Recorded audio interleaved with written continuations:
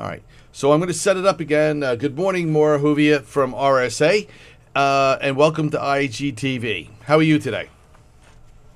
Thanks, Tim. Doing okay. How are you? Not bad. Not bad at all. All right. So you're going to be talking about Good. Operation B71, right? Right. Okay. Good. Why don't you take? And I'd be happy to give some context for that before I go into, some of the, you know, pros and cons that some of the industry experts have voiced about that operation. Okay. Well, why don't you go ahead? Give us some context Sure. on this because this is a big deal by Microsoft, and I'm not sure that everybody's aware of it.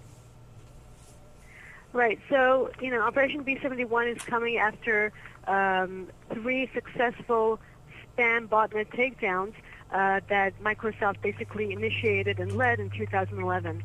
Now, there are reports that those takedowns of spam botnets, that are responsible for sending out huge amounts of spam have been effective. There are some reports that as much as 30% of spam emails have been cut over the past year thanks to those actions. So, this time Operation B71 is a bit different. First of all, Microsoft targeted what they considered a single crimeware family. There are some arguments whether, those different malware can actually be considered to be a single crimeware family, but I'll go into that later. Another difference from their previous civil proceedings was that this time they used what's called the RICO Act, the Racketeer Influence and Corrupt Organizations Act. That's basically a law that gives Microsoft civil grounds to go after a large number of cyber criminals.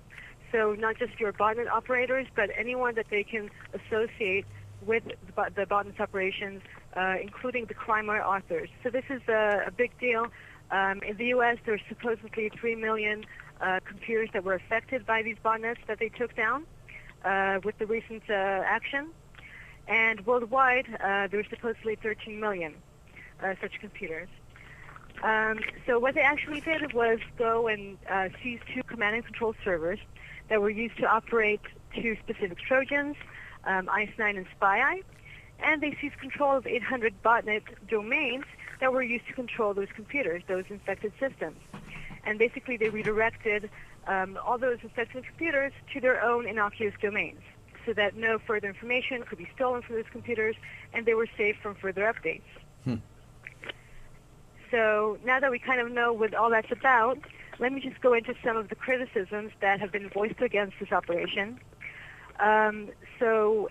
Microsoft outed a very large number of aliases that belong to cyber criminals, some of them very high profile in the cyber criminal arena, these are people who have been responsible of writing code that has cost businesses hundreds of millions of dollars worldwide.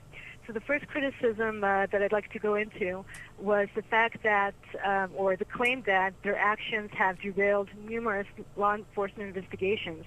To that argument, Microsoft say that they had no way of knowing that there were ongoing criminal investigations and that they really had to keep their actions as clandestine, as confidential as possible so that no information will leak out, thereby enabling cyber criminals to take any kind of preventive actions.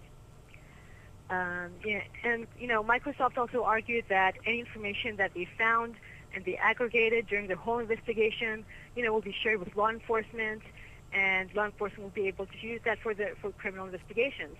Microsoft is a for-profit corporation, has tons of financial resources that possibly law enforcement agencies don't have. They have industry ties which law enforcement may not have. So they're saying, we're bringing you all this information. All you have to do is act upon it. Another criticism, probably the most important one, voiced against the recent action, was that they outed, as I said, more than 24 cyber criminals, and now these people know that they're wanted by law enforcement, and they can take preventive measures to try to evade any kind of law enforcement agents that will try to find them. They can go into hiding. They can change their aliases that they use in the underground. They can stop using their old identities, replace them with new ones, and that makes it that much harder to try to associate their previous identities with their new ones. Now, to that, Microsoft would say that their target right now is not to go after the people behind the crimeware. What they're trying to do instead is to disrupt the criminal infrastructure and thereby cut criminals off the money trail. So Well, they're saying, we're not, huh? Well, more. Sorry, go Why ahead. don't, why don't we get more into this right after a short commercial? All right, because Sure. I think you've done an excellent job of outlining what's going on here. Now we'll Thank take a you. short commercial. We'll come back, and then you can dig into the weeds. All right.